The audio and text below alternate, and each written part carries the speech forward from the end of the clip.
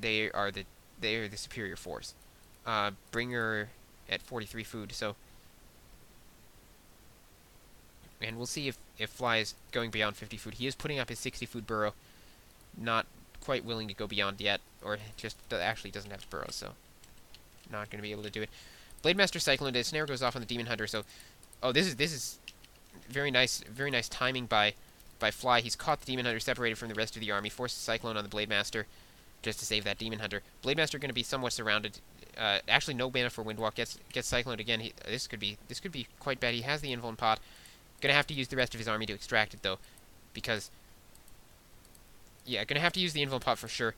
Does so, and right now he should be switching focus to that Alchemist. He's gonna have to use Helipod anyway, but that Alchemist, yeah, okay, going for the Demon Hunter. Demon Hunter for his TP, and let's see if he can take down the Alchemist. Nope, Healing Potion used. So no crits either. So that's a little unfortunate for Fly. If he'd gotten a crit there and that Healing Pot hadn't been there, I mean, that's a lot of ifs. But I think he would have taken down the Alchemist. It dies so quickly to that Blade Master, which is just, I mean, it is the more powerful hero. Alchemist is quite weak. There's a reason that people didn't use it for a long time, and that's because it dies very easily.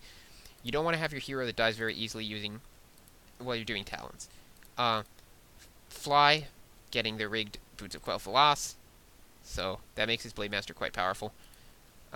Meanwhile, Terrorblade, the Demon Hunter, is not weak himself. He's got the rigged item, Boots of Quel'Thalas. Yeah, is so rigged. I mean, I just can't emphasize this enough. It's incredibly broken. Anyway, it looks like, okay, Hoorai trying to creep this camp. Sorry, Bringer trying to creep the camp. I just called him Hoorai. I love it. Oh, dusted. So, but wait, wasn't he fairy fired already? Maybe I'm an idiot and can't see. Scourgebone Chimes, totally useless for the elf, but he needs to get that out of the hands of the orc. Let's see. And Fly bringing peons, and somehow Fly has managed to get on the back foot against this Alchemist, so maybe it's more effective than I thought. Talents with Alchemist second, who would have thought? We'll see how this works out in the long run, though, as Fly is now beginning to sort of test the strength of the strategy by pushing to 70 food. He has not expanded. One thing you can do on Twisted Meadows. Yeah, it's interesting also that we are seeing Talons on Twisted Meadows. I was having a bit of a discussion with, in a previous video, the Twisted Meadows Grubby versus Check, which I believe Check won, and he went Bears, and I said that, you know, it's common to go Bears on Twisted Meadows, because Talons just don't seem to be as effective there, and I'm not really sure why, and, you know, maybe it's because the macro, because the orc has the possibility to macro more. Blademaster using Invuln Pot, and this Alchemist is in big trouble, has to TP right away, and that's the weakness here. Tinker being ensnared, not going to go down because it's going to be extracted by that town portal.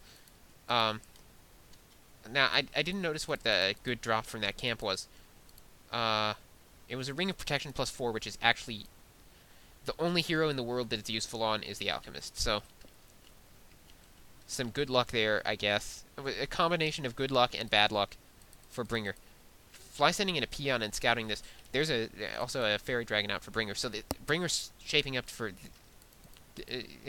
gearing up for this 70 food versus 70 food fight that he anticipates to be coming. Fly is still at 66 food, could be pushing a little further. He's not getting any benefits from staying at 66 food. Bringer, meanwhile, is at 53, so Fly needs to act now or continue to push to 100, because if it's 70 versus 70, he's going to have some trouble. Anyway, there's a Talon picking it off.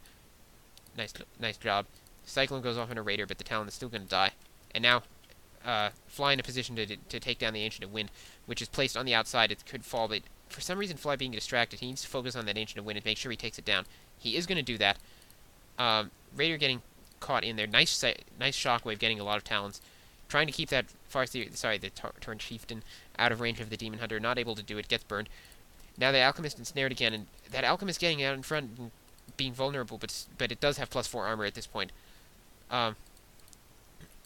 Looks like Blademaster going to focus on the Alchemist. It's not quite such an easy target anymore. I wonder if Fly has realized that. He gets staffed out, so switching to Demon Hunter. Demon Hunter surrounded. Very nice surround by by Fly there with the ensnare, and with the peons, using the peons to surround the Demon Hunter, taking down the Tinker. No, Demon Hunter will follow very shortly. 2 heroes go down right away for Fly, right in quick succession, and now those Talons are very low, and sorry, Bringer has lost 2 heroes. I think I said Fly lost 2 heroes, but obviously that's not true. And he's got an Alchemist left at half health with the Orb of Venom. I'm not sure how the Orb of Venom got on the Alchemist. Maybe he just purchased it. Anyway, yeah, this is not going to end well for Bringer. He's got a big Orc army knocking on his door, and all he's got to fight it off is a single Alchemist and 3 or 4 Talons. Well, 7 Talons or whatever. But Alchemist dies now too. So Bringer says GG. Yes, indeed. And like I said, I don't think the Alchemist strategy was going to pay off ever. I want to talk about the Ring of Protection. It was in many ways a good drop because it kept the Alchemist from dying. That's why it was the last one to survive, otherwise it would have gone down in a real hurry. But it's also a bad drop because he could have gotten something useful, like a Staff of Silence, or even an Orb of Darkness, which is not the best thing ever, but it's plus 6 damage. So, or 300 gold if you choose to sell it. So there are definitely better drops that could have occurred. All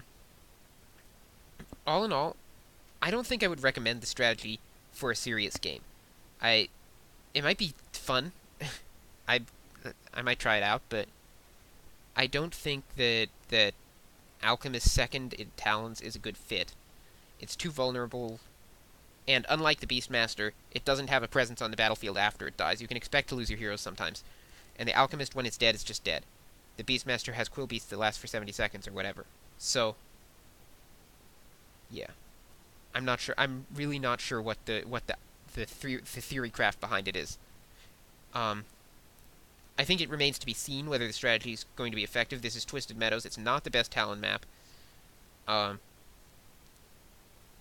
Try the Alchemist on Echo Isles, and maybe we'll get a better idea of how it works. Anyway, that's the end of Game 3. We're on 3, right? Yeah. So, that means that Mouz Sports takes the series, takes the lead in the series, 2-1. They need 2 more wins to win it. Hoorai will have to get 3. So, that means that we'll have at least, 2 more games? Yeah. Anyway, I'll bring you those. I don't know who the next one will be, but it will be featuring Fly versus someone. Anyway, yeah, another interesting game with an innovative strategy that unfortunately this time didn't work out. Thanks for listening. This is Anonymous.